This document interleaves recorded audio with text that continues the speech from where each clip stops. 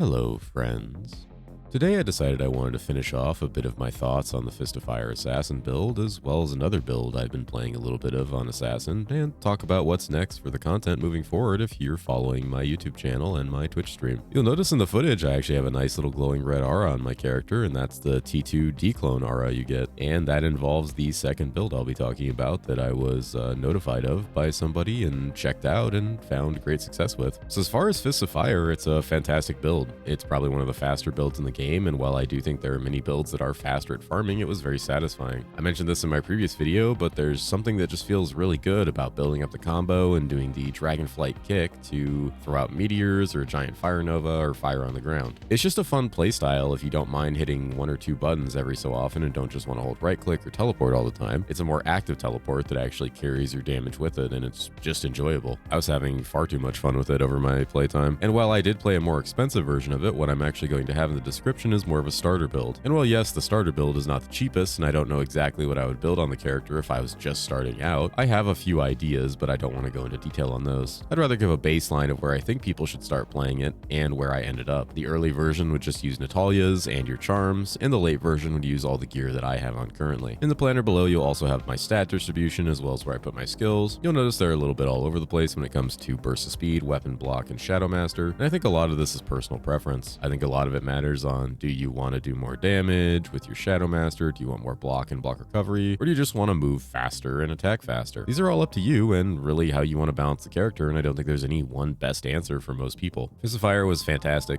It was fun. I can't suggest it enough. Everyone I know who was playing another Assassin build swapped to this one and was blown away. I think the only other one that really is on its level is the Whirlwind Sin. Now, the next build I want to talk about is actually one that's very interesting. In the background, I'm going to put a little bit of footage of me killing T2 declone, which I did off stream the first time and then did on stream the second time. The second time went much better as I swapped a little bit of gear around, but the gear I have is not all that expensive. When I say not all that expensive, I'm speaking relative to what gear I feel that does T2 declone should cost, especially for someone who's never really done it, and that's me. I haven't done T2 declone in a very long time, much less any time I can remember in the past several seasons. I usually don't do any bossing, and declone tier 0 is maybe the furthest I get if I actually feel like it. This time around, I decided to check it out on this build that I was turned onto, which is a Blade Sentinel Shadow Master Venom Sin. The build is probably one of the best I've ever played when it comes to excelling at killing bosses. Though I've played some others that are really good at it, this is more of a gear level aspect. What I mean by that is, for the gear it has, how fast it kills bosses is quite honestly ridiculous, and what I'd consider slightly broken. Though you could say most builds are like that this season, and with the tier 2 bosses being bugged to have less health than they should, everything's gonna kill them in less gear than it really needs. And while I do think that plays a factor in it, I definitely think this build would still have a very easy time with most bossing, even with the health being at a higher rate. I'm not very good at these fights, nor have I optimized this build to an extreme level. I just kind of picked up the items I needed for a relative cheap value, and then ran at it immediately. The core concept of this build is that your shadows are throwing out Blade Sentinels and poisoning enemies using the Venom ability, which you have maxed. The play here is to get a bunch of plus skills with Shadow Discipline skillers, as well as your gear, build up good PDR, high max res and defenses, and then just go at bosses.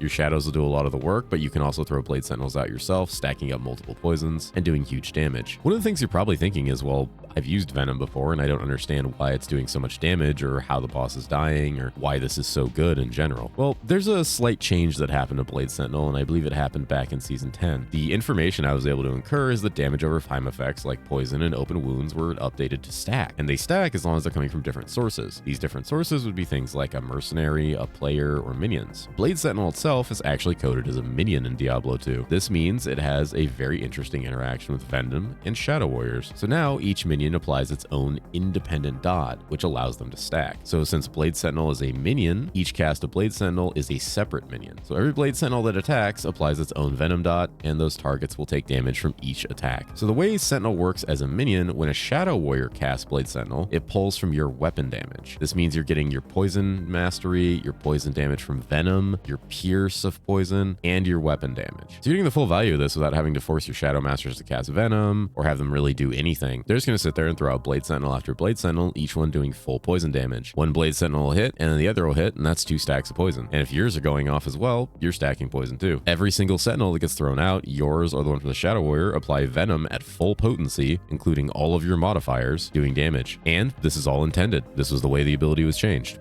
If it stays after this patch, I don't know, and I somewhat doubt. I've seen people killing T2 bosses with relative ease using this. I walked into Lucian after, dying to the lightning by not paying attention multiple times and just kind of killed him without using any rejuves. The build for killing bosses is exceptionally good. In fact, the funniest part is mini Ubers were more annoying than the actual Ubers. Going into Trist was like a literal joke, just melting them apart. And the gear itself isn't anything crazy, and I'll go ahead and showcase some of the gear I have. And I can even build a planner out for this just to kind of show what the idea would be. Though the gear will change depending on what T2 boss you're fighting and what you prefer, and what the amount of currency you have to invest in this is like will also obviously change it. But really, it feels genuinely very cheap if you're just looking to get a good boss or online right away. So I'll take a look at some of my gear, which you could also just pull up on the armory under my character's name. Though I will also try to set up a planner to throw in the description next to my Fist of Fire planners. But let's just look at the gear. So the funny thing here is this is just a Natalia set. One of the main things is you can just wear the Natalia set for this because of its great set bonus, which is the 20 PDR, the all res, the assassin skills, and the great one, which is one additional shadow. Like that's a big part of the play here is the additional shadows really helpful. As you did notice in the footage, I'm spam casting my shadows to keep them alive as Declone just repeatedly kills them. But that's just part of how you do the damage. They spawn, they start throwing sentinels because you have sentinel both on your left click and your right click as your default. This forces the AI to decide to use sentinel over and over and over. All you have to worry about is running around, surviving, occasionally throwing blade sentinels when you get an opening, and keeping your buffs on like burst of speed and venom, though they'll usually last longer in the fight. I was able to kill T2 Declone before my war cries wore off. So the claw I have is just a 3-socket corrupted Gnat's Claw with 3 mediocre poison facets in it. I think it was like a 3-3, a 3-4, and a 4-3 that I threw in there randomly because I just didn't have anything better and I was trying this on a whim. I ended up picking up a +1 Gnat's Helm and just throwing in a Vex rune. So now I have extra 4% max fire res in the helm and +1 all skills. This helm actually didn't really cost that much, surprisingly, for a +1 slam and for perfect all res rolls. The chest piece actually was the most expensive part outside of the plague that I'll be using in my offhand, and that's because it was a cannot be frozen chest piece. It was also,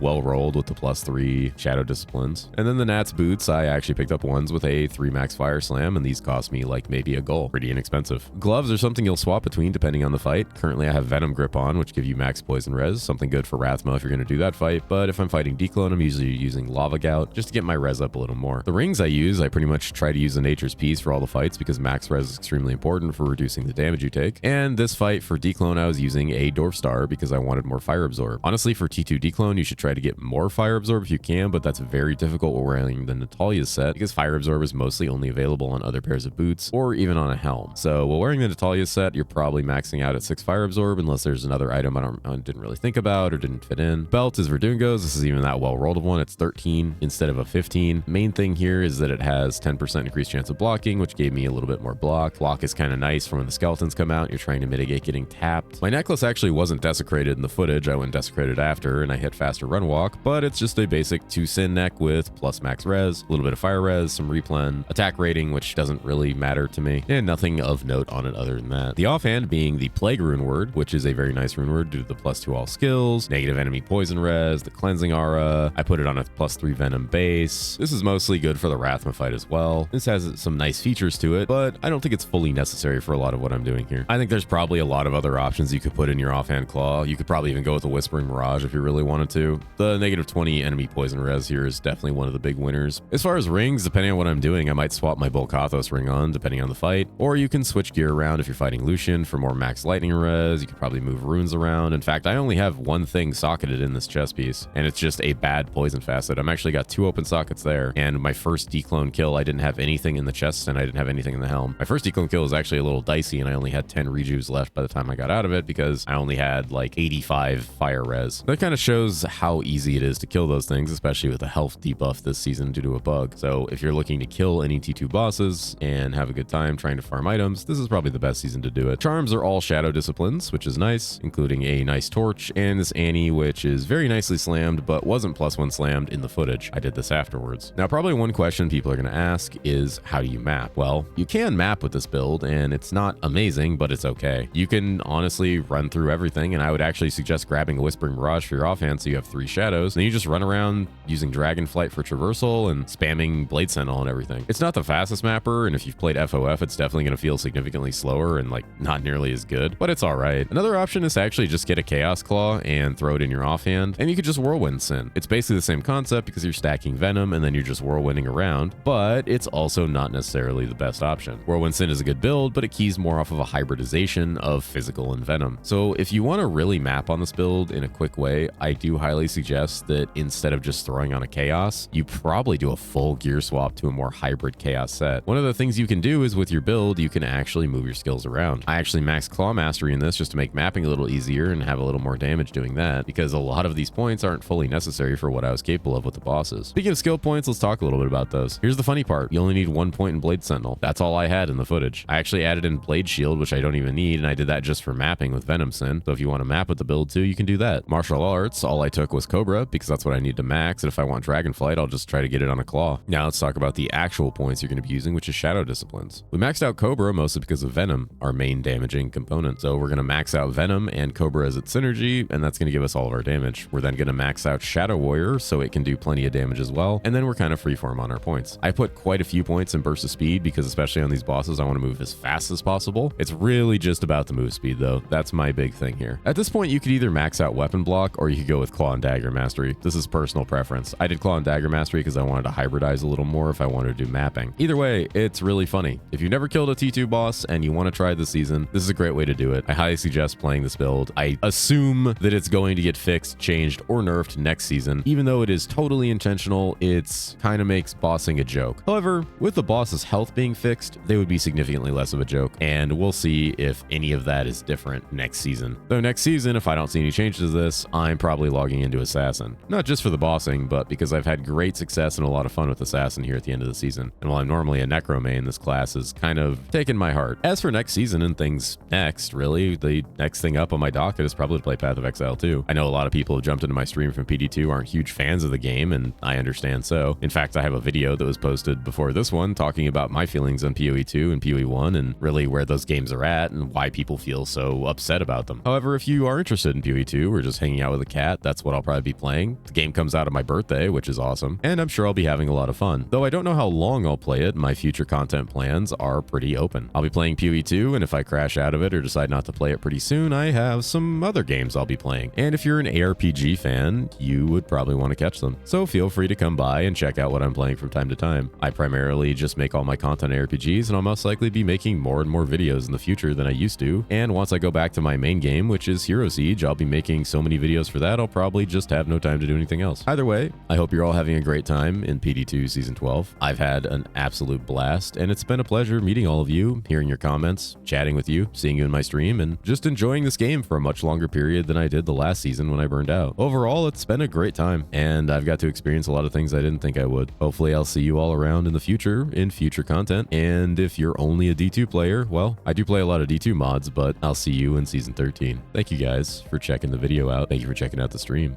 I'm Sleepy Cat, and I'm tired. Good night.